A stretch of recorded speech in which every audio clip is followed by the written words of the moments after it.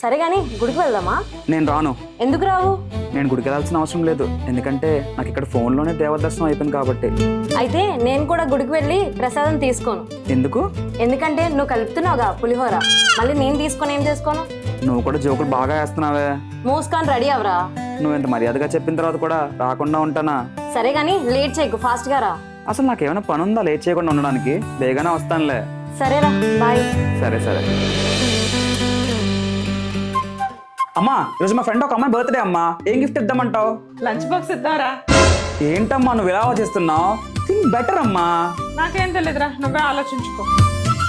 ఏం గిఫ్ట్ ఇస్తే బాగుంటది? గోల్డ్ చైన్ ఎవరా? కరెక్ట్ గా చెప్పారు నాన్న. కేక్ కొనడానికి డబ్బులు లేవు కానీ గోల్డ్ చైన్ ఇస్తున్నారు. గోల్డ్ చైన్ ముందు జాబ్ తెచ్చుకునే ప్రయత్నం చేయి. ఏంటో అయినా ఏం జరిగినా సరే జాబ్తో లింక్ చేస్తారేంటి? ఎప్పటికీ అర్థం కాదు.